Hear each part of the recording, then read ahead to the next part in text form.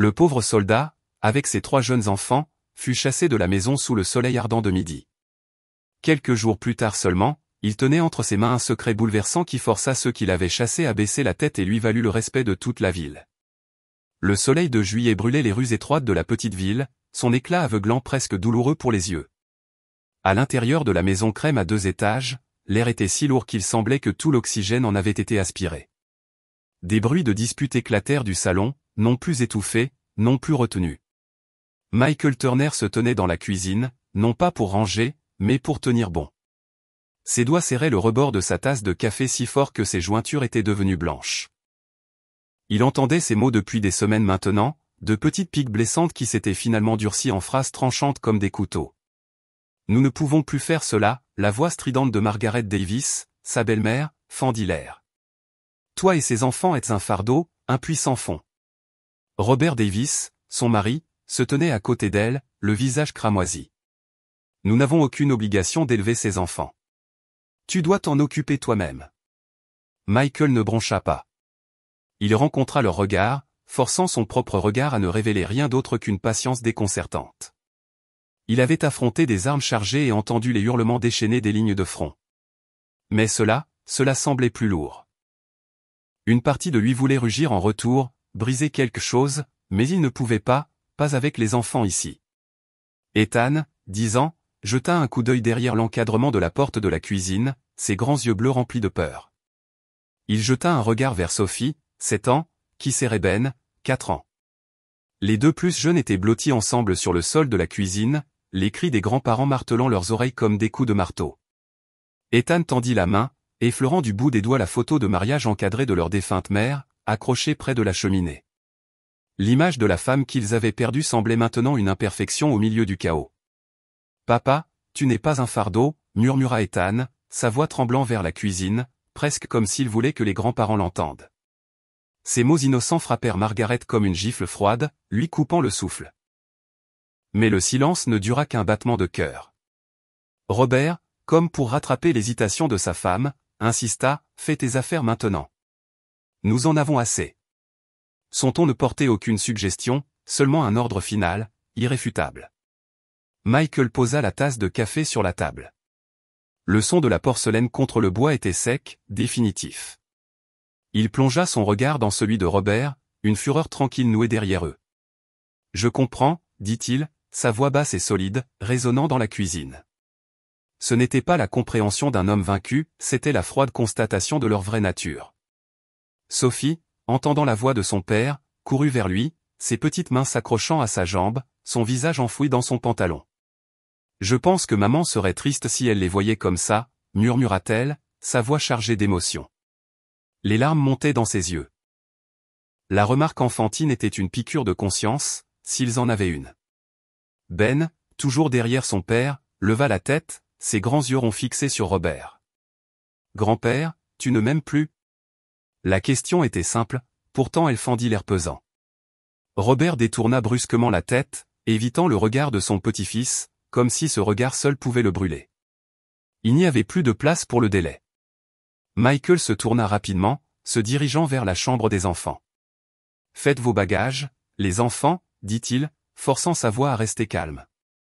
Les 3 jeunes visages le regardèrent en retour, confus, effrayés. Ils comprenaient, mais ils n'arrivaient pas à y croire. Il faudra quelques rechanges de vêtements dans les sacs à dos de chaque enfant, ajoutant quelques jouets usés qu'ils avaient réussi à attraper. Il n'y avait pas de temps pour autre chose. Moins de 10 minutes plus tard, les 4 se tenaient sur le porche. La lumière du soleil était aveuglante, le vent dispersant quelques vieilles factures des mains de Michael. À ce moment-là, Sarah Miller, la voisine d'en face, ouvrit la porte de son garage. Elle s'arrêta dans sa tâche en les voyant, sa voix un mélange de surprise et d'inquiétude. « Michael, que se passe-t-il? Où allez-vous tous ?» Michael secoua la tête, réticent à expliquer au milieu de la rue. « Nous devons partir tout de suite, » répondit-il brièvement. Sarah jeta un coup d'œil aux enfants, Ben avec des perles de sueur sur le front, Sophie serrant fort son sac à dos, Ethan agrippant la poignée d'une valise à roulettes, et parla sans hésitation. « Une tempête arrive.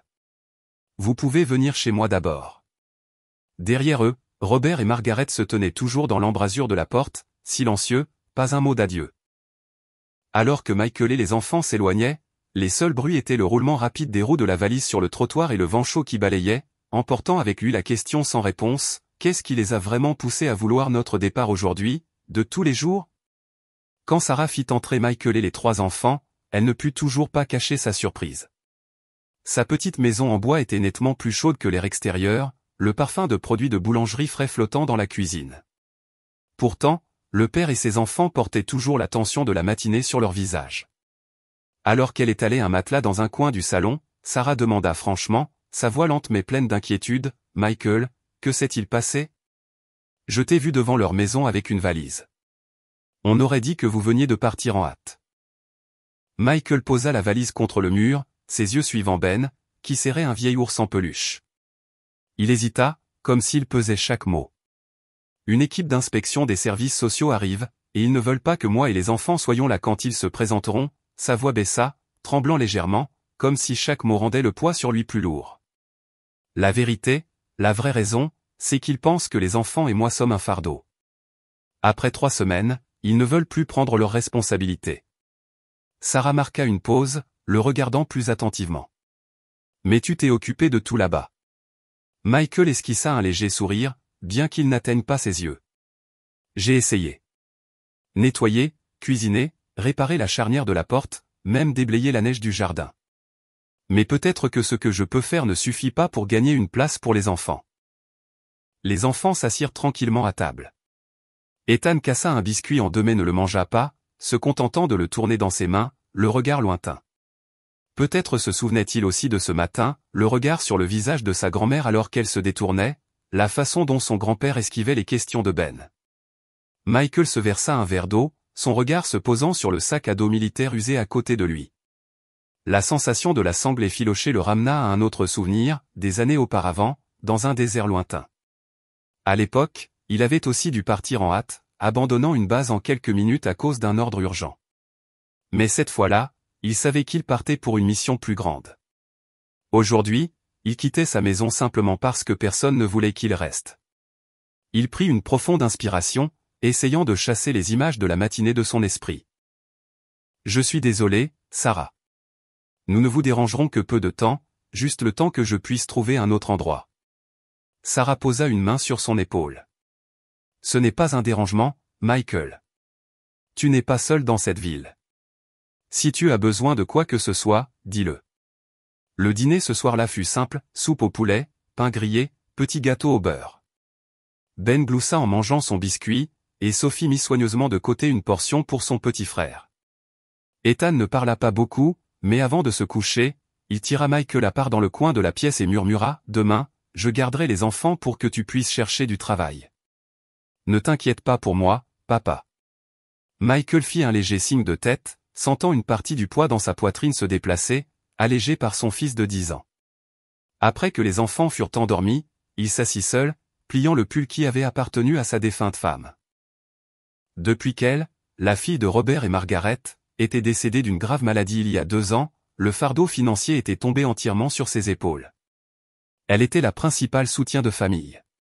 Lui, ancien soldat blessé lors de sa dernière mission en Afghanistan, ne recevait qu'une petite pension d'invalidité. Robert et Margaret l'avaient initialement accepté, lui et les enfants, mais leur patience s'épuisa rapidement lorsque Michael ne put trouver un emploi à temps plein avec un salaire décent, en grande partie à cause des douleurs récurrentes de son ancienne blessure et de la difficulté de s'adapter à nouveau à la vie civile. Ils avaient besoin d'une raison, et le fait qu'il ne rapportait pas autant d'argent qu'il le souhaitait devint l'excuse parfaite pour le qualifier, lui et les enfants, de fardeau. Lorsque la maison fut silencieuse de sommeil, Michael s'assit de nouveau seul. Il sortit les vieux vêtements de sa défunte femme du sac à dos militaire, les plia soigneusement, respirant le faible parfum fané d'elle. C'était un rituel ancré en lui depuis le jour où elle était partie. Sa main effleura le tissu et s'arrêta. Quelque chose de dur et d'épais était glissé à l'intérieur d'une poche intérieure de manteau. Il en sortit une enveloppe crème, scellée, sans adresse de retour. Elle était là depuis tout ce temps, oubliée parmi le désordre de souvenirs militaires. Michael regarda l'enveloppe, la curiosité traversant lentement ses pensées.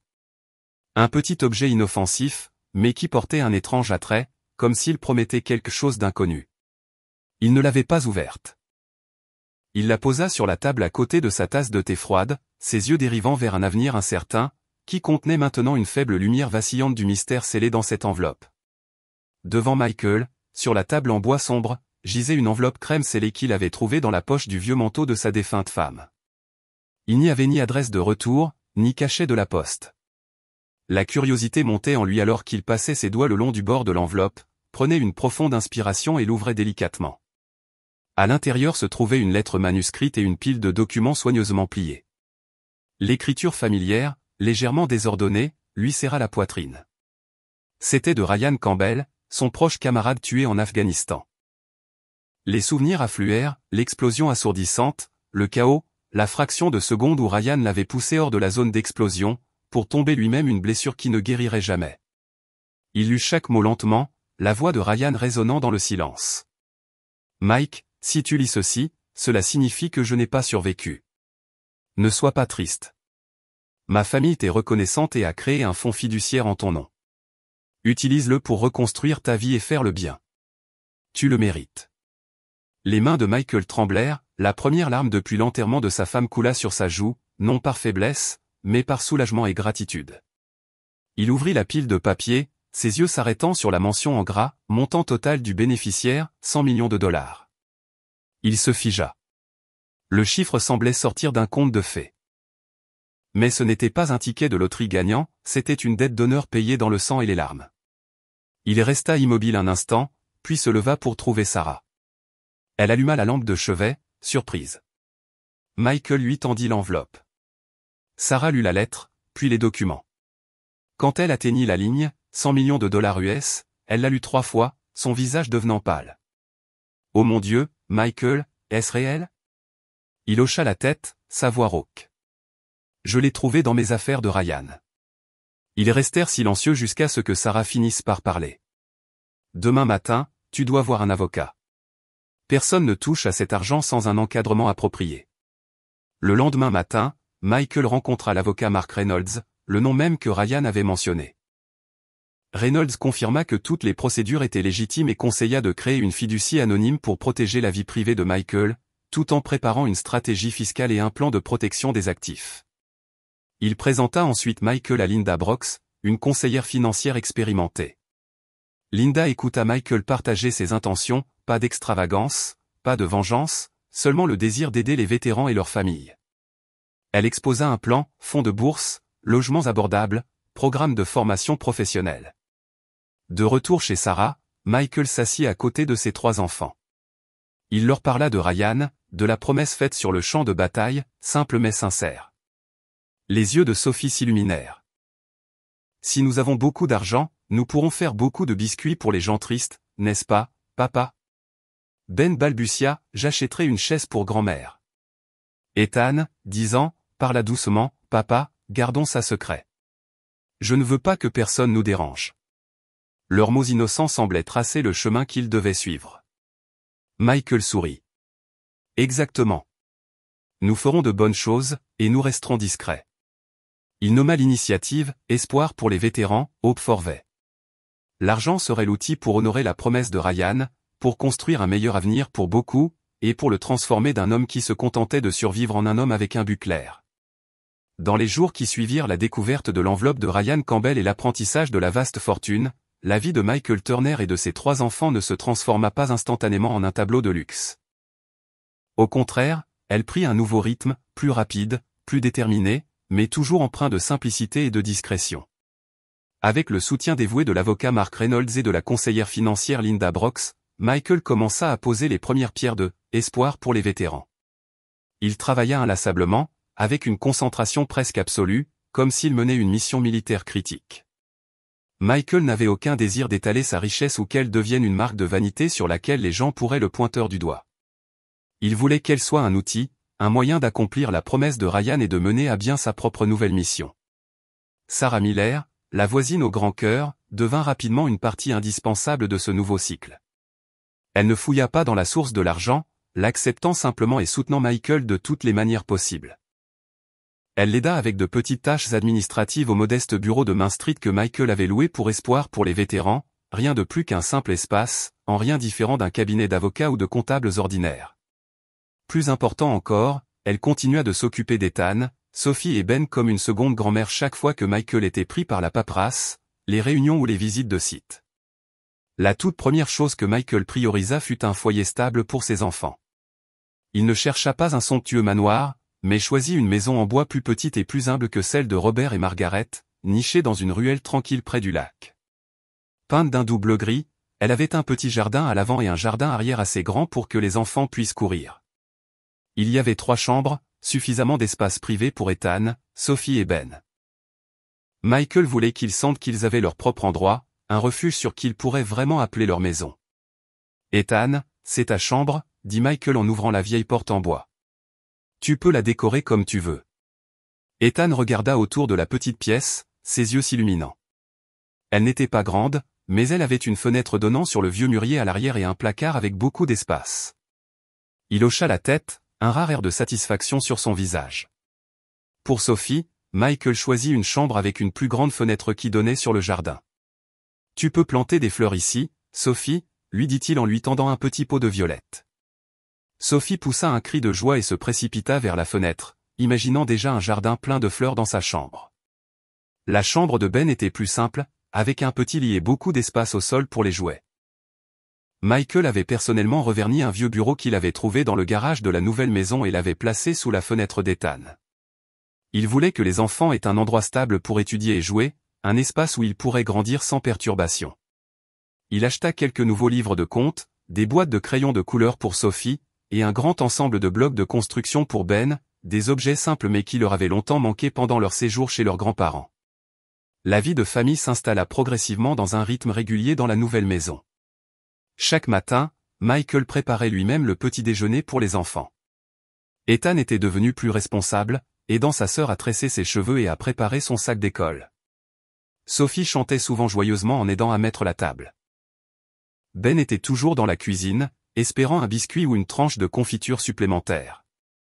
Les dîners étaient généralement des repas simples préparés par Michael, mais ils étaient chaleureux et remplis de rire.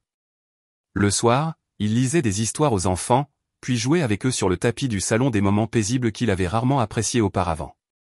Parallèlement à la création de stabilité à la maison, le projet « Espoir pour les vétérans » de Michael commença à poser ses premières pierres. Il travailla sans relâche avec l'avocat Reynolds et la conseillère Brox, inspectant personnellement des maisons abandonnées dans la ville, délabrées, décrépites, oubliées depuis longtemps. Michael ne voyait pas seulement des murs en ruine, il voyait du potentiel. Il voyait des foyers qui pouvaient apporter de l'espoir aux vétérans dans le besoin. Finalement, Michael signa un protocole d'accord avec le gouvernement local. Il n'y eut pas de faste, pas de grande cérémonie de signature, juste une simple réunion au bureau de la ville entre Michael, représentant Espoir pour les vétérans, et le maire. Le protocole d'accord engageait Espoir pour les vétérans à rénover 10 maisons abandonnées dans la ville pour fournir un logement abordable aux familles de vétérans à faible revenu. Le projet fut lancé rapidement, utilisant des entrepreneurs locaux et une grande équipe de bénévoles, des personnes qui avaient entendu parler de Espoir pour les vétérans et croyaient en sa mission. Un petit dîner de partage dans la salle de l'église devint le premier événement public d'Espoir pour les vétérans, bien qu'il ait été maintenu aussi discret que possible. Il n'y avait pas de bannière lumineuse, pas de long discours, juste un simple repas de soupe chaude, de pain et de café pour les familles de vétérans et les premiers bénévoles. L'atmosphère était chaleureuse, empreinte d'un sentiment de communauté. Le pasteur John se leva pour offrir une courte prière, bénissant l'œuvre caritative, sa voix profonde résonnant dans l'espace modeste. Michael ne fit pas une grande apparition, il se tenait tranquillement à l'arrière à côté de Sarah, observant les visages fatigués, mais remplis d'espoir, des premières familles de vétérans à recevoir de l'aide. Il vit les sourires, les hochements de tête reconnaissants, et il sut qu'il était sur la bonne voie. Il n'avait pas besoin de la reconnaissance de la foule, ce dont il avait besoin, c'était de voir des vies se reconstruire lentement. Ethan, un garçon de 10 ans, portait une chemise propre alors qu'il aidait Sarah à disposer les chaises et à distribuer le pain. Il se tenait avec une maturité au-delà de son âge, le visage empreint d'un sérieux tranquille alors qu'il travaillait. Il aperçut son père debout dans un coin, ses yeux pensifs. « Papa » murmura Ethan, tirant légèrement la jambe du pantalon de Michael, « je pense que les gens ont besoin d'entendre tes remerciements. » Les mots d'Ethan étaient un doux encouragement, pas une demande, il voulait simplement que son père soit reconnu, ne serait-ce que pour un bref instant. Michael regarda son fils, la fierté brillant dans ses yeux. Il jeta un coup d'œil à la foule, toujours animé par les conversations. Montant sur la petite scène, il ne prononça pas plus de 3 phrases, « Nous ne faisons que continuer une promesse faite sur le champ de bataille. Merci à tous ceux qui nous ont fait confiance et qui nous ont soutenus. » Il inclina la tête, puis recula rapidement, laissant la lumière des projecteurs aux sourires et aux histoires d'espoir. Dans un coin de la pièce, Sophie et Sarah tenaient une petite table à biscuits qu'elles appelaient « Fais passer la gentillesse, pay it forward ». Sophie, ses tresses se balançant, invita avec enthousiasme les gens à prendre un biscuit et fut encouragée à faire quelque chose de gentil pour quelqu'un d'autre. Ben, 4 ans, collait avec enthousiasme de petites étiquettes en forme d'étoiles sur chaque friandise, son sourire éclatant ne s'estompant jamais. Parfois, il remettait même les biscuits directement à d'imposants vétérans, affichant une expression de pure fierté. La bonne nouvelle concernant « Espoir pour les vétérans » se répandit rapidement dans la ville, mais pas de manière bruyante ou ostentatoire. C'était du bouche à oreille, véhiculé par des histoires racontées autour d'un café chez le barbier ou sur les marches de l'église. Les premières familles de vétérans à recevoir les clés de logement temporaire rayonnaient de joie et de gratitude. Des photos de groupe parurent dans le journal de la ville, mais le nom de Michael Turner ne fut jamais mentionné comme étant celui derrière tout cela. Il préférait rester en arrière-plan, faisant son travail sans faste ni attention. La vie de Michael et de ses 3 enfants s'installa lentement dans un rythme régulier. La petite maison au bord du lac devint vraiment un foyer, les rires des enfants remplissaient chaque pièce, remplaçant les échos des disputes et des paroles dures. Michael ressentit une paix qu'il n'avait pas connue depuis des années. Il avait trouvé un nouveau but, une mission plus grande que lui-même. Mais la vie n'était jamais entièrement sans remous. Un après-midi, alors que Michael et Ethan triaient quelques cartons de dons dans le petit bureau loué d'espoir pour les vétérans, son téléphone sonna. C'était Sarah, sa voix contenait une pointe d'urgence, teintée d'une légère hésitation. « Michael, dit-elle, tu es à la maison. Quelqu'un vient d'arriver. » Michael se figea, un sentiment de malaise s'insinuant. Il avait fait de grands efforts pour garder sa vie privée, surtout sa nouvelle adresse. Qui aurait pu les trouver? Qui est-ce, Sarah? Demanda Michael, sa voix s'abaissant, l'alerte instinctive du soldat se manifestant. Sarah prit une lente inspiration, comme si elle pesait ses mots. Ce sont les Davis. Robert et Margaret. Ils sont à ta porte d'entrée. L'appel téléphonique de Sarah fut comme une sonnette d'alarme, brisant la paix fragile que Michael avait travaillé si dur à bâtir. Les Davis? Pourquoi viendraient-ils ici après tout ce qui s'était passé? Un mélange de malaise et de curiosité monta en lui. Achevant son travail au bureau, il se précipita chez lui. Quand Michael arriva, Sarah était déjà à la porte, l'inquiétude gravée sur son visage. Sur la pelouse, sous la lumière douce mais implacable du soleil de fin d'après-midi, se tenaient Robert et Margaret Davis. La petite maison bleu-gris de Michael semblait un blanc contraste avec leur apparence raffinée, bien que légèrement passée. Robert, en chemise à col, se tenait droit et rigide, tandis que Margaret portait une robe élégante, ses yeux trahissant à la fois l'examen minutieux et une pointe d'hésitation. Michael, commença Margaret, sa voix soigneusement adoucie et mielleuse, un contraste frappant avec le ton aigu et glacial qu'elle avait jadis utilisé dans cette vieille cuisine. Nous sommes de la famille. Laisse-nous voir les enfants. Robert hocha la tête en signe d'accord, son visage affichant cette formalité artificielle familière. Michael ne les invita pas à entrer, il savait qu'ils devaient garder une distance, une frontière claire. Il n'avait aucune intention d'exposer les enfants à plus de fausseté ou de blessures. Son regard était calme mais gardé. « Allons au café près de l'église, dit-il d'une voix égale. Nous avons des choses à discuter. » Il n'allait pas laisser un affrontement gênant avoir lieu dans la nouvelle maison qu'il avait construite pour ses enfants. Au café, Michael choisit une table tranquille nichée dans un coin. L'endroit était presque vide en fin d'après-midi, avec seulement le bourdonnement de la machine à expresso et quelques conversations murmurées en arrière-plan. En face de lui étaient assis Robert et Margaret. Les 3 enfants étaient assis à côté de Michael, sirotant tranquillement des sodas et grignotant des biscuits. Ethan était assis droit, les yeux vigilants sur ses grands-parents. Sophie jetait des regards occasionnels et perplexes vers eux. Ben, insouciant, se concentrait entièrement sur son biscuit. Michael prit une profonde inspiration et plongea son regard dans celui de Robert. Le jour où nous avions besoin d'un endroit pour dormir, un endroit pour nous sentir en sécurité, votre porte nous était fermée, dit-il, pas fort, mais avec clarté et finalité. Il ne mentionna pas les paroles dures ou les insultes, il dit simplement la vérité nue. Le visage de Robert se crispa. Margaret rougit.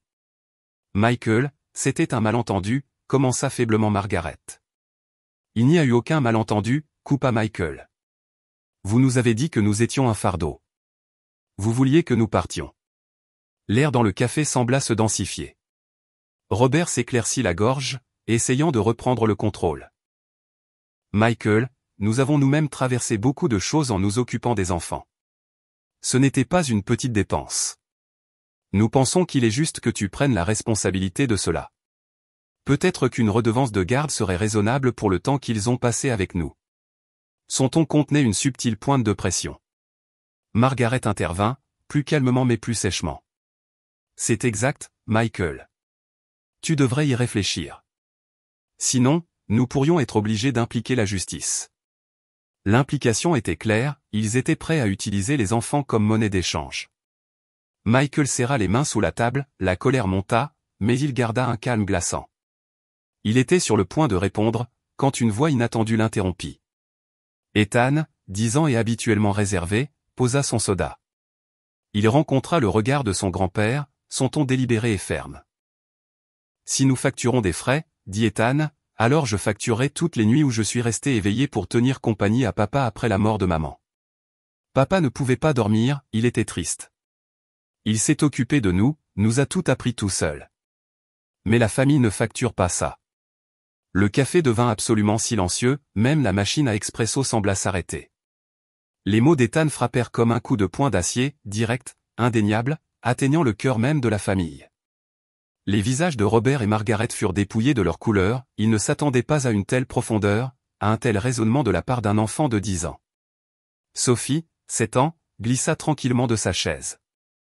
Elle s'approcha de sa grand-mère, lui offrant un petit sac de biscuits que Sarah leur avait préparé. « Je les ai faits pour quelqu'un qui est triste », dit-elle doucement mais sincèrement. « Vous pouvez les donner à quelqu'un qui en a plus besoin. » Margaret regarda les biscuits, puis les yeux clairs de Sophie. Une légère rougeur lui monta aux joues, une lueur de honte passant sur son visage. Elle ouvrit la bouche, mais aucun mot ne sortit, elle ne prit pas le sac. Ben, 4 ans, avait maintenant fini son biscuit. Il ne comprenait pas entièrement ce qui se passait, mais il sentait la tension. Tirant légèrement la manche de Robert, il demanda innocemment, « Veux-tu essayer la nouvelle chaise chez nous ?» Robert sursauta, regardant Ben, déconcerté, il secoua rapidement la tête et repoussa la main de son petit-fils. « Non, non, je n'en ai pas besoin. » 3 mots de 3 enfants, l'un vif et raisonné, l'autre sincère dans sa gentillesse, le dernier pur dans son innocence transpercèrent les cœurs de Robert et Margaret. Michael vit l'évitement maladroit de Robert et sut qu'il en avait assez entendu. Se levant, il posa quelques billets sur la table pour leur boisson. « Je ne laisserai jamais personne utiliser mes enfants comme monnaie d'échange, » dit-il, sa voix froide et résolue. « Et je n'ai aucune intention de vous poursuivre en justice ou de vous combattre pour quoi que ce soit. Notre vie a déjà commencé un nouveau chapitre. » Il rencontra leur regard. « Au revoir. » Sans un mot de plus, Michael se retourna, prenant la main d'Ethan. Il guida Sophie et Ben vers la porte, laissant Robert et Margaret figés à la table. Le regard de Robert s'attarda, partagé, sur leur silhouette s'éloignant. Le visage de Margaret resta rigide, bien que peut-être un peu plus doux qu'auparavant. La porte du café se referma derrière eux, coupant la connexion entre deux mondes, du moins pour l'instant. Michael avait tracé la ligne tranquillement, avec dignité et une détermination inébranlable. Les mois qui suivirent cette rencontre au café s'écoulèrent en silence, du moins du côté de Robert et Margaret. La vie de Michael et de ses 3 enfants continua paisiblement dans la maison au bord du lac, tandis que, espoir pour les vétérans, continuait de croître. Les maisons rénovées étaient progressivement achevées, et les premières familles de vétérans avaient déjà emménagé, apportant avec elles des histoires de renouveau et d'espoir. Michael resta discret, se concentrant sur son travail et s'occupant de ses enfants. Pourtant, dans une petite ville, rien ne reste secret éternellement. Des rumeurs commencèrent à parvenir à Michael par différents canaux. Sarah Miller, qui passait souvent au bureau des « Espoirs pour les vétérans », mentionna plus d'une fois qu'elle avait remarqué que Robert se montrait moins à son magasin. Une autre fois, elle lui dit avec un air inquiet, « Michael, j'ai vu Madame Margaret Davis à ce vieux prêteur sur gage en périphérie de la ville. Elle n'avait pas l'air bien. Des vétérans qui connaissaient l'histoire de Michael laissaient parfois échapper qu'ils avaient entendu dire que les affaires ne marchaient pas si bien pour Monsieur Davis. Michael écoutait sans commenter, mais les indices commençaient à former un tableau dans son esprit. Un matin d'automne frais, l'air portait l'odeur de la terre humide et des feuilles mortes. Michael était dans son petit bureau espoir pour les vétérans, examinant les rapports d'avancement, quand la porte s'ouvrit et l'avocat Mark Reynolds entra, son expression plus sérieuse que d'habitude. « Michael, tu as une minute ?» demanda Mark, tirant une chaise en face du bureau de Michael. Sa voix était basse et délibérée. « Il y a quelque chose que je pense que tu devrais savoir. C'est à propos de Robert et Margaret Davis. » Michael hocha la tête, posant son stylo. Une soudaine oppression serra sa poitrine, tous ses petits signes d'avant semblaient maintenant converger. Il resta silencieux, attendant. Mark continua, son ton empreint de sympathie mais restant professionnel. Ces dernières années, Robert a massivement investi dans une nouvelle chaîne de magasins de fournitures de construction. Il a apparemment ignoré les conseils prudents sur la gestion des risques et s'est surendetté dans l'immobilier. Puis le marché de la construction a soudainement ralenti, et les taux d'intérêt ont grimpé en flèche. Robert a emprunté lourdement à la banque pour maintenir les choses à flot, mais maintenant tout s'est effondré. Michael écoutait, son visage ne trahissant que peu, bien qu'à l'intérieur son esprit fût en pleine tempête. Il se rappela l'arrogance de Robert, sa fierté de sa réussite commerciale, et la façon dont il avait regardé de haut ceux qu'il considérait comme des échecs. Maintenant, les dettes s'accumulent, continua Mark. Les banques ont émis des avis de saisie. Il semble qu'ils vont tout perdre, y compris leur vieille maison. Mark fit une pause, rencontrant le regard de Michael. Je sais que cela pourrait être délicat pour toi, mais je pensais que tu devais l'entendre, car ce sont des personnes liées à toi. Un souvenir revint, aussi vif que si c'était hier, Michael et ses 3 enfants debout sur le porche de Robert et Margaret, des sacs à dos sur les épaules, sans nulle part où aller.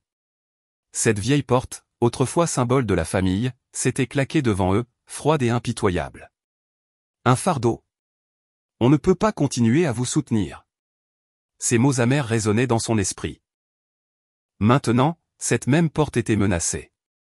Michael ne dit rien, se contentant d'un petit signe de tête. Il remercia Mark, qui le laissa seul avec l'enchevêtrement de pensées dans sa tête. Dans les jours qui suivirent, la nouvelle de la faillite de Robert et Margaret Davis se répandit rapidement en ville. Robert, qui autrefois se comportait avec fierté de sa richesse, était maintenant vu assis tranquillement dans les allées vides de son magasin de fournitures de construction, entouré d'étagères poussiéreuses, les yeux vides. Margaret, la femme qui s'était toujours vêtue avec élégance, était maintenant aperçue errant dans ce vieux prêteur sur gage en périphérie de la ville, vendant des bijoux de mariage et des héritages familiaux juste pour réduire les énormes paiements d'intérêt. Michael entendit ces histoires de Sarah, du pasteur John, et des vétérans même qu'espoir pour les vétérans aidait des gens qui connaissaient son histoire et ne pouvaient s'empêcher de ressentir une pointe de satisfaction pour lui. Un soir, alors que Michael lisait une histoire aux enfants avant de dormir, Sophie, sa fille de 7 ans, demanda soudain, « Papa, et si grand-mère et grand-père n'avaient plus de maison ?» Elle avait entendu des bribes de conversation de Sarah, sa sensibilité enfantine les ayant rassemblés. Michael regarda sa fille, et une vive douleur transperça son cœur. La question de Sophie n'était pas un jugement, c'était pure innocence, pure compassion. Il plongea son regard dans ses yeux clairs et confiants et se souvint des paroles que sa défunte femme avait prononcées dans les derniers instants de sa vie, « Michael, tu es le meilleur homme que j'ai jamais connu. Ne laisse rien ni personne éteindre la gentillesse en toi. » Michael prit une profonde inspiration, il s'était battu pour maintenir cette gentillesse en vie, même face à la cruauté. « Je ne sais pas encore, ma chérie, dit-il, sa voix chaude et ferme. Mais nous ne nous réjouissons pas de la souffrance d'autrui, peu importe qui ils sont. » Il marqua une pause, regardant Sophie droit dans les yeux, et ajouta, « Nous pouvons aider sans les laisser nous faire du mal à nouveau. » Sa réponse n'était pas seulement pour Sophie, elle était aussi pour lui-même, un rappel de la dignité et de la clarté qu'il avait toujours essayé de protéger. À l'intérieur, Michael était déchiré. D'un côté, il ressentait la piqûre d'une justice dure, ils avaient semé le vent, et récolté maintenant la tempête. Mais de l'autre, l'image de Robert et Margaret perdant tout, luttant dans le désespoir le plus total, remuait une douleur en lui. C'était une bataille entre le passé douloureux et la promesse de gentillesse qu'il avait faite à sa femme. Les cloches de l'église du clocher du pasteur John flottaient dans l'air automnal, comme un appel à la compassion et au pardon. Le regard de Michael erra par la fenêtre, ses yeux fixés sur un chemin qu'il savait ne pas pouvoir éviter. La plus grande question persistait, devait-il tendre la main pour aider les mêmes personnes qu'il avait autrefois rejetées? Et s'il le faisait, de quelle manière pouvait-il le faire tout en préservant sa propre dignité et en protégeant ses enfants d'être exploités? Qu'en pensez-vous? Auriez-vous le courage de tendre la main à ce moment-là? Dans les jours qui suivirent l'annonce du déclin de Robert et Margaret, le tumulte intérieur de Michael s'étira comme une bataille sans fin. Les mots de Sophie, le souvenir de sa promesse à sa femme et les images de Robert et Margaret dans leur désespoir ne cessaient de tourner dans son esprit. Il se rendit à l'endroit où il cherchait souvent la paix, le bord du lac derrière sa nouvelle maison. Michael s'assit seul sur le vieux banc en bois au bord du lac, le soleil couchant déversant une lueur rouge sur l'eau immobile. Une légère brise d'automne portait l'odeur des feuilles sèches et de l'humidité montant de la surface. Son esprit dériva vers les batailles brutales, les tirs assourdissants et le visage de Ryan Campbell juste avant qu'il ne tombe. Tu le mérites, mon pote. Tu as toujours été le meilleur d'entre nous, les mots de Ryan résonnaient dans sa tête. Puis vint le souvenir du visage de sa femme, fragile mais rempli de confiance dans ses derniers instants. Ne laisse pas ta gentillesse mourir, Michael. Il avait tenu cette promesse, même lorsqu'il fut rejeté par sa propre famille. Il avait reconstruit sa vie à partir de rien, sans jamais se plaindre. Et maintenant, les personnes même qu'il avait chassées se trouvaient dans une situation désespérée. Il avait tout à fait le droit de se sentir justifié, de leur tourner le dos, mais cela lui apporterait-il vraiment la paix? Est-ce ce que sa femme aurait voulu? Le calme d'un soldat, associé à un puits profond de compassion, prévalut finalement.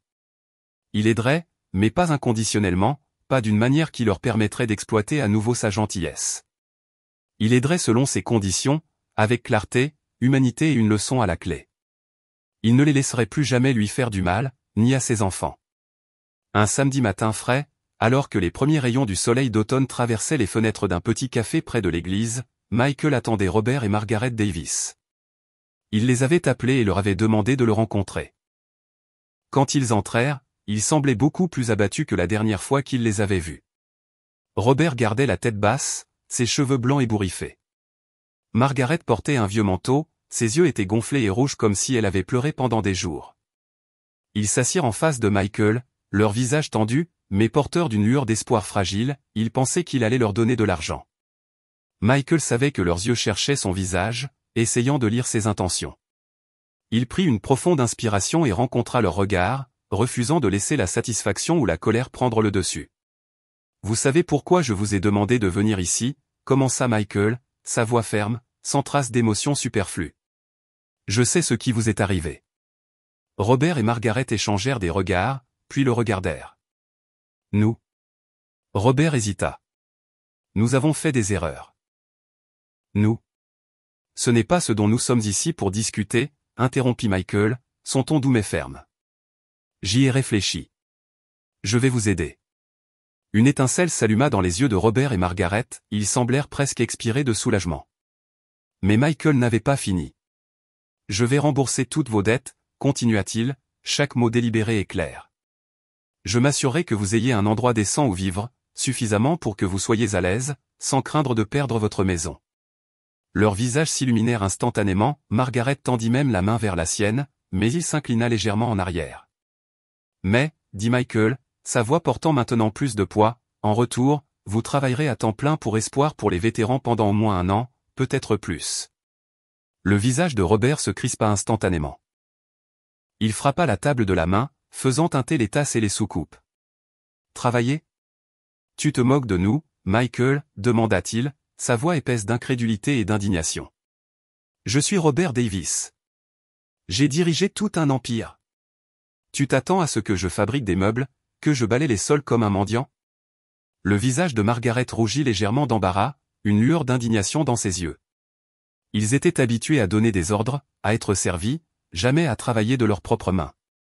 Michael rencontra leur regard sans broncher. Non, dit-il calmement, pas comme un mendiant, Robert. Comme des gens décents. Vous ferez tout ce qui est nécessaire, construire des tables, réparer des maisons, cuisiner pour les vétérans, distribuer des fournitures de secours, passer la serpillière, nettoyer comme tout le monde dans l'organisation. Pas de traitement de faveur. Vous travaillerez aux côtés des personnes que vous avez autrefois appelées un fardeau, les vétérans, les pauvres, ceux qui ont été abandonnés. Les mots de Michael furent comme une gifle pour leur fierté, mais aussi une chance pour eux de se confronter à eux-mêmes. La respiration de Robert devint lourde de colère, mais alors le feu dans ses yeux s'éteignit soudain. Il regarda Michael, cette contenance étonnamment inébranlable, et à ce moment-là, il comprit, il n'avait plus rien, plus de pouvoir, pas de choix. Il était acculé. Juste à ce moment-là, Sophie, la fillette de 7 ans assise à côté de Michael, posa son crayon de couleur. Elle leva les yeux, ses grands yeux marrons fixés sur sa grand-mère. « Je vais vous apprendre à faire des biscuits à donner aux gens tristes », dit sa petite voix douce mais sérieuse. « Vos biscuits pourraient les rendre heureux. » L'offre innocente de Sophie fut comme un fil invisible, ramenant Margaret en arrière, adoucissant la tension dans la pièce. Une simple invitation, un acte d'amendement non seulement par le travail, mais par la gentillesse. Margaret regarda Sophie, puis le sac de biscuits que l'enfant lui avait donné. Avant qu'une émotion complexe ne passe dans ses yeux, elle resta silencieuse, mais la résistance avait diminué. Robert s'éclaircit la gorge, s'accrochant au dernier lambeau de sa dignité.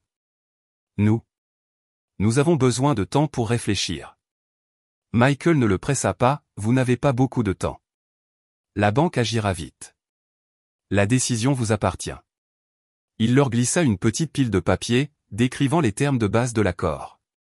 Quand vous serez prêts, signez ici. Je ne changerai rien. Michael se leva.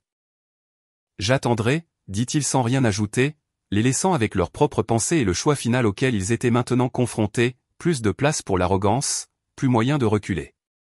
Ils hochèrent la tête à contre-cœur, leur visage marqué par le désespoir et par quelque chose d'autre qui commençait à s'adoucir en eux. La porte de la réconciliation était ouverte, mais elle avait un prix, et ce prix était le travail acharné et l'honnêteté. En fin de compte, Robert et Margaret Davis signèrent l'accord de Michael, non pas parce qu'ils le voulaient, mais parce qu'ils n'avaient pas d'autre choix. Le désespoir avait finalement supplanté la fierté.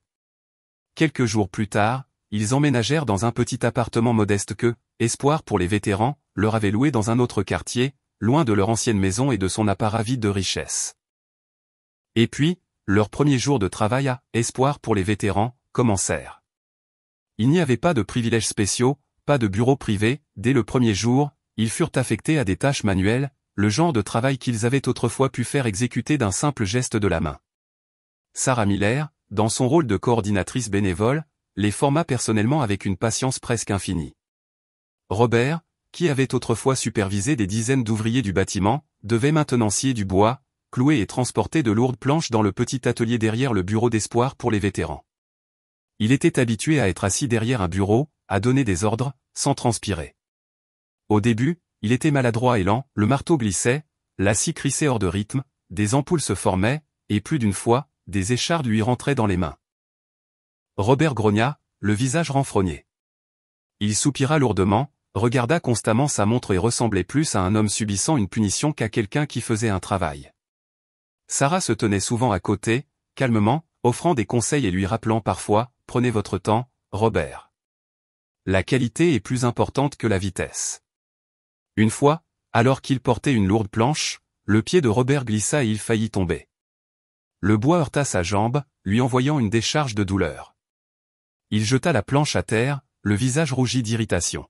« C'est ridicule. Qu'est-ce que je fais ici? Un homme comme moi, réduit à ce genre de travail manuel. » Il se tourna comme pour s'éloigner, mais à ce moment-là, un jeune vétéran avec une légère boiterie due à une vieille blessure s'approcha. « Monsieur Robert, ça va? Laissez-moi vous donner un coup de main. » La voix du jeune vétéran ne portait aucune condescendance, seulement une réelle préoccupation. Robert regarda le visage sincère du soldat et se figea, un instant, la colère s'estompa, remplacée par un sentiment rampant de honte. Silencieusement, il se pencha, ramassa la planche et se remit au travail sans un mot de plus. Un après-midi, alors que Robert manipulait maladroitement une scie à main, Ben, 4 ans, vint à l'atelier avec Sarah. Le petit garçon aperçut son grand-père grimaçant à cause d'une petite coupure au doigt. Ben courut vers lui, tenant un pansement décoré d'une petite voiture. « Grand-père, dit Ben, sa voix pure et sincère, ça fait mal? Grand-mère Sarah m'a dit de te mettre ça. » Avec une tendresse maladroite mais sincère, il pressa le pansement sur le doigt de Robert. « Tu fais de si belles chaises, grand-père, ajouta Ben, ses grands yeux brillants en regardant les pièces de bois à moitié façonnées. Maman adorera s'asseoir dessus. Les mots innocents de Ben, évoquant la fille que Robert avait perdue, touchèrent un coin caché de son cœur. Robert regarda le pansement à petite voiture sur son doigt, puis Ben. Il ne dit rien, mais le coin de ses yeux s'adoucit légèrement. Sarah sourit doucement en les regardant, sachant que des moments comme celui-ci transformaient lentement Robert. Pendant ce temps, Margaret, qui n'avait jamais mis les pieds dans une cuisine plus d'une fois par semaine, se retrouva en difficulté dans la cuisine communautaire d'espoir pour les vétérans. Elle avait été chargée de préparer le déjeuner pour les bénévoles et les familles de vétérans nouvellement arrivés. Cuisiner pour autant de monde était un défi de taille. Elle brûla la première fournée de petits pains, envoyant de la fumée tourbillonnant dans la cuisine jusqu'à ce qu'elle tousse et grimace. Elle se plaignit des montagnes d'oignons à hacher, des casseroles trop grandes, de l'odeur de nourriture collant à ses cheveux et à ses vêtements. Sarah était souvent là à côté d'elle, la guidant patiemment à travers chaque étape, de la mesure des épices à l'utilisation du four. Allez-y, faites des erreurs, Margaret. Tout le monde a une première fois, encouragea Sarah, son ton chaleureux et dénué de jugement. Une fois, en épluchant des pommes de terre, Margaret se coupa le doigt, une toute petite coupure qui saigna juste assez pour piquer. Elle laissa tomber le couteau, presque en larmes de frustration et de maladresse. « Je n'y arrive pas. Je ne suis pas faite pour ce genre de travail, s'exclama-t-elle, prête à quitter la cuisine. Mais alors une vieille femme, une ancienne combattante aux yeux gentils et aux mains calleuses par des années de travail, s'approcha. « Ma chère, laissez-moi vous aider. Nous trébuchons tous parfois.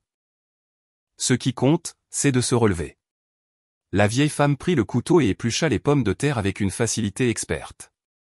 Margaret regarda ses mains burinées et ce visage ridé, et une comparaison tacite la fit se sentir honteuse.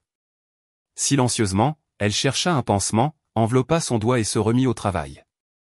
Ethan, 10 ans, passait parfois à la cuisine pour aider Sarah et sa grand-mère Margaret à éplucher les légumes. Il vit Margaret essuyer ses larmes, que ce soit à cause de noms trop forts ou d'une autre fournée de pain brûlé. « C'est bon, grand-mère, » dit Ethan doucement, sa jeune voix pleine de compréhension. « Vous êtes différente maintenant. Vous me faites plus penser à la famille. » Margaret releva brusquement la tête, surprise. Ces mots étaient comme un miroir, la forçant à se regarder et à affronter les changements qui s'opéraient en elle. Bien qu'elle ne veuille pas l'admettre, elle savait qu'Ethan avait raison, elle n'était plus l'orgueilleuse Madame Davis qu'elle était autrefois. Elle était devenue une partie de cet endroit, l'endroit même qu'elle avait l'habitude de mépriser. Sarah se tenait à proximité, faisant un petit signe de tête, un sourire chaleureux se répandant sur son visage. Petit à petit, Robert et Margaret commencèrent à entendre les histoires. Les vétérans qui venaient à Espoir pour les vétérans n'étaient pas là juste pour obtenir un logement ou trouver un emploi, ils portaient avec eux des histoires de pertes, de blessures profondes, de la lutte pour reconstruire une vie. Un vétéran plus âgé parla d'avoir perdu ses 2 jambes à la guerre. Une mère célibataire partagea sa peur d'élever seule son enfant après que son mari fut tué au combat. Ces histoires, petit à petit, trouvèrent leur chemin dans les cœurs endurcis de Robert et Margaret, les forçant à voir la vie sous un angle différent. Ils commencèrent à réaliser que leurs propres difficultés n'étaient rien comparées aux immenses sacrifices que ces personnes avaient endurés. Le changement fut lent mais indéniable. Un soir, bien après que tout le monde soit rentré chez soi, Robert resta, bien que personne ne lui ait demandé. Le vieil homme regarda la chaise en bois qu'il avait eu du mal à construire pour la salle communautaire d'espoir pour les vétérans. Ce n'était pas parfait, mais c'était l'œuvre de ses propres mains. Pour la première fois, il n'avait pas râlé en travaillant. Il tendit la main vers ses outils et commença à construire une autre chaise, plus soigneusement, plus lentement, non par obligation, mais par une impulsion tranquille intérieure. Margaret, elle aussi, changeait. Après avoir appris à faire des biscuits avec Sophie sous la tutelle patiente et l'œil vigilant de Sarah, elle commença à s'entraîner. Un après-midi, elle prépara une fournée de biscuits chauds, dorés, aucun n'étant brûlé. Sans qu'on le lui demande, elle décida d'apporter un panier à une vieille veuve qui vivait seule dans une petite maison voisine, elle-même vétéran et l'une des premières personnes qu'Espoir pour les vétérans avait aidées. Quand Margaret prit le panier, son cœur battait, c'était la première fois qu'elle sortait seule pour faire quelque chose de gentil, non par devoir social ou pour sauver la face. Elle frappa à la petite porte d'entrée de la veuve.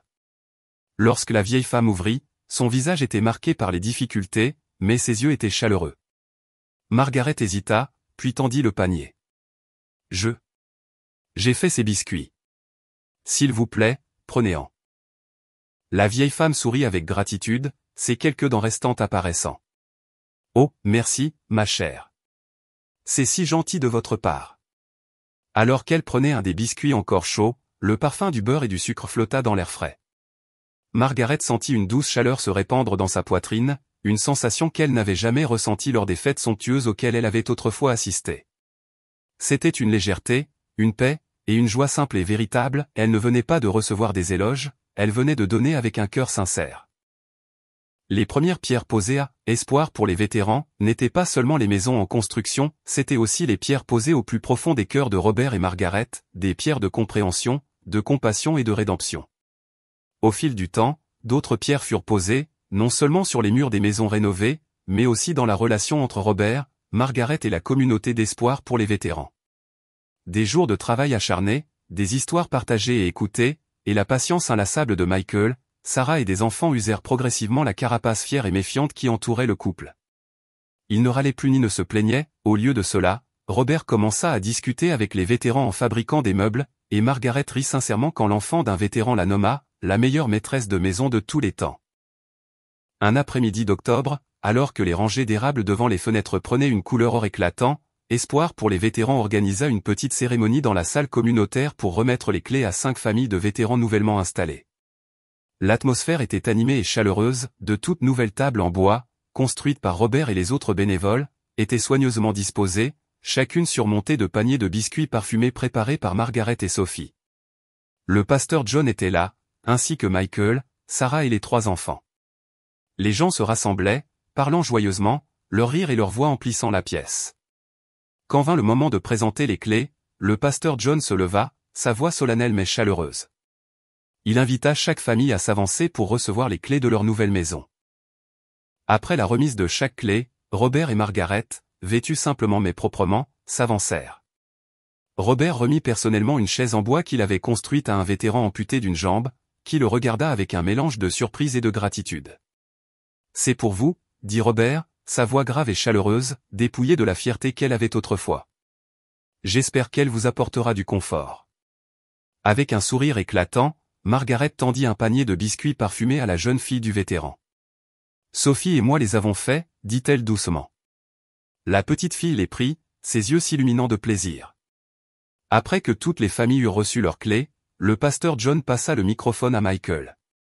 Michael s'avança, son expression calme. « Aujourd'hui est un jour significatif pour nous tous, commença-t-il. Ces foyers sont un symbole d'espoir, de nouveau départ. » Il marqua une pause, balayant la pièce du regard, son regard se posant sur Robert et Margaret. De manière inattendue, Robert s'avança et prit le microphone des mains de Michael. La pièce se tut, tous les regards se tournèrent vers le vieil homme. Il prit une profonde inspiration, les yeux embués, non de colère ou de dédain, mais de quelque chose de tout autre. Il regarda Michael droit dans les yeux, son regard lourd de remords et de tristesse. « Michael, » commença Robert, sa voix tremblante et rauque, « il y a plus d'1 an, nous t'avons fermé la porte à toi et aux enfants. Nous vous avons abandonné quand vous aviez le plus besoin de nous. Nous vous avons traité de fardeau. » Il s'arrêta, luttant pour retenir ses émotions. « Ce fut la plus grande erreur de ma vie, » dit-il, la voix brisée. « Nous étions aveuglés par la fierté et l'égoïsme. Nous avons oublié la vraie valeur de la famille, de l'amour. » Margaret s'avança aux côtés de Robert, ses propres mains tremblantes. Les larmes coulaient sur ses joues. Elle prit la main de Robert, puis regarda Michael droit dans les yeux remplis de remords. « Nous sommes désolés, » dit-elle, sa voix chargée d'émotion. « Merci de ne pas nous avoir tourné le dos, même si nous avons tourné le nôtre à vous et à vos enfants. Merci de nous avoir donné la chance de réparer cela. » La pièce sombra dans un silence complet, tout le monde fut ému par la scène. Michael regarda Robert et Margaret, son cœur s'adoucissant. Il s'approcha, ses propres yeux brillants. Il tendit la main et serra la main de Robert, puis celle de Margaret. « Le pardon n'efface pas le passé, » dit Michael, sa voix chaleureuse et sincère, « mais il peut changer l'avenir. » Un doux sourire traversa son visage. Sophie, la fillette de 7 ans, ne put retenir ses sentiments après avoir entendu les excuses de ses grands-parents. Elle courut enlacer Margaret à la taille. Reste avec moi, grand-mère, murmura-t-elle, la voix serrée par l'émotion. Margaret serra Sophie contre elle, éclatant en sanglots, le genre qui venait du soulagement, du remords et de l'amour retrouvé. Robert s'agenouilla aussi, serrant Ethan et Ben, qui se tenaient à proximité, dans ses bras. Le moment de réconciliation toucha tous les cœurs présents dans la pièce. Des applaudissements éclatèrent, non pas pour le spectacle, mais pour l'humanité, pour le pardon, pour l'espoir de restauration. Les vieilles blessures ne pourraient jamais vraiment disparaître, mais maintenant, elles avaient été apaisées par la compréhension et l'amour. Une famille autrefois brisée était maintenant plus étroitement liée que jamais, tissée des fils de leçons durement apprises et d'actes de rédemption authentiques. Dans les mois qui suivirent les excuses publiques de Robert et Margaret à espoir pour les vétérans, tout sembla enfin retrouver son cours légitime. Non seulement Robert et Margaret continuèrent d'y travailler, mais ils devinrent deux des bénévoles les plus dévoués.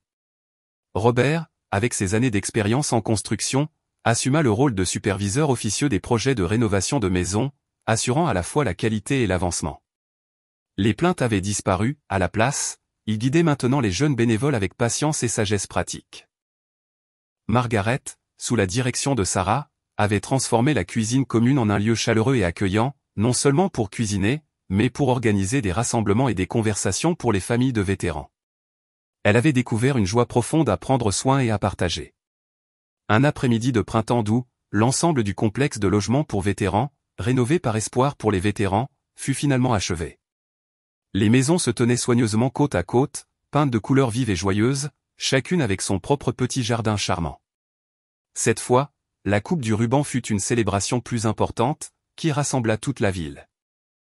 Des drapeaux américains flottaient sur les nouveaux mâts, des enfants couraient en riant le long des rues pavées de briques, leur voix portant à travers le quartier un symbole vivant de renouveau et d'espoir.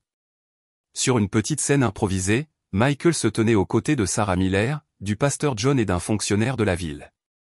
Mais cette fois, Robert et Margaret se tenaient là aussi, non pas en arrière-plan, mais au premier plan, prêts à aider à couper le ruban. Robert, le visage plein de fierté, tenait une extrémité du ruban tandis que Margaret, souriante et rayonnante, tenait l'autre. Lorsque le ruban rouge fut coupé, des applaudissements éclatèrent sur la place, c'étaient des applaudissements pour le travail acharné, pour la gentillesse et pour le pardon. Après la cérémonie, les gens sont rentrés chez eux ou se sont rassemblés dans les espaces communautaires partagés. Michael, ses enfants et Sarah sont retournés à leur maison au bord du lac, un lieu familier qui portait maintenant une signification plus profonde et plus importante. Ce soir-là, un dîner de famille chaleureux a été préparé chez Michael. Robert et Margaret étaient là aussi, non plus comme des invités distants ou réticents, mais comme faisant partie du rassemblement lui-même.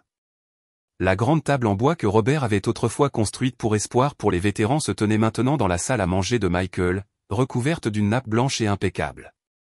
Sur celle-ci se trouvaient des plats simples mais sincères, et le plus frappant de tous étaient les assiettes parfumées de biscuits que Sophie et Ben sortaient fièrement, faits d'après la propre recette de grand-mère Margaret. Ethan, 11 ans, était assis à côté de Michael, jetant un coup d'œil autour de la table. Il regarda ses grands-parents, Sarah discutant joyeusement avec Sophie, et Ben arrangeant soigneusement des haricots dans son assiette. « Papa, » dit Ethan pensivement, « notre famille est vraiment grande maintenant. » Michael sourit, ses yeux chaleureux. Il tendit la main pour ébouriffer les cheveux d'Ethan. « Oui, mon fils, et en sécurité. » Le sentiment de sécurité ne venait pas seulement d'avoir un toit au-dessus de leur tête, mais d'être entouré d'une grande famille, protectrice et aimante. Le pasteur John, qui avait été invité à se joindre au dîner, se leva et leva un verre de jus d'orange. « Prions, dit-il, sa voix grave et ferme. Nous avons appris qu'il n'est jamais trop tard pour aimer. Nous avons appris que le pardon peut guérir les blessures les plus profondes, et nous avons appris qu'une communauté est un lieu où chacun a de la valeur et est le bienvenu. Merci pour ces bénédictions. » Michael regarda ses trois enfants rire ensemble, Robert et Margaret parlaient chaleureusement avec Sarah. Il pensa en lui-même, la chose la plus précieuse que je possède n'est pas une grosse somme d'argent. C'est de voir mes enfants grandir dans un amour véritable, dans une famille plus grande qui sait partager et pardonner. Les cicatrices du passé étaient toujours là, mais elles avaient été entourées d'un cercle parfait de gentillesse et d'affection. À la tombée de la nuit, les lumières à l'intérieur de la maison de Michael semblaient encore plus chaleureuses. Les rires et les conversations flottaient par les fenêtres, se mêlant au doux vent à travers les arbres. C'était le son d'un nouveau foyer, d'une famille qui s'était retrouvée, et d'un cercle d'amour qui s'était refermé, mais aussi ouvert à d'infinis nouveaux commencements. Et ainsi, le voyage de Michael avec ses 3 enfants prit fin, mais ses échos perduraient. Une histoire qui commença par de profondes blessures et des portes claquées s'acheva par des sourires, des bras ouverts et une communauté rassemblée. Michael nous a enseigné une leçon vraiment noble, la dignité ne réside pas dans ce que nous possédons, mais dans la façon dont nous affrontons l'adversité et la compassion que nous offrons aux autres. Il a transformé la tragédie en motivation, et l'abandon en inspiration, pour construire, espoir pour les vétérans, un lieu d'espoir. Mes amis, avons-nous le courage de pardonner, de nous relever des décombres sans garder d'amertume? Et Robert, Margaret, eux aussi ont reçu une leçon d'humilité et de pouvoir de rédemption. De prendre, ils ont appris à donner, de l'égoïsme, ils ont trouvé la joie de servir. Cela prouve qu'il n'est jamais trop tard pour changer, pour devenir une meilleure version de nous-mêmes. Croyez-vous que quelqu'un qui vous a fait du mal puisse changer et être digne d'une autre chance? À travers cette histoire, j'espère que vous pourrez également ressentir le pouvoir de l'humanité, même des plus petits actes de gentillesse. Un bol de soupe chaude, une chaise en bois, ou simplement un mot réconfortant peuvent allumer une étincelle dans un cœur fatigué. Je sais que chacun de nous fait face à ses propres difficultés, parfois, nous pouvons nous sentir comme Michael, abandonnés, ou comme Robert et Margaret, perdus. Mais j'ai toujours cru que le plus important est de ne jamais perdre la foi en la gentillesse ni en notre propre capacité à surmonter les épreuves. Mes chers amis, j'espère sincèrement que cette histoire a touché votre cœur, vous apportant un peu de réconfort ou d'inspiration. N'hésitez pas à laisser un commentaire ci-dessous et à partager vos pensées. Et si vous êtes confronté à des portes fermées dans la vie, rappelez-vous que vous n'êtes pas seul. Je suis toujours là pour vous écouter et partager avec vous. Merci d'être toujours présent sur cette chaîne. À la prochaine histoire.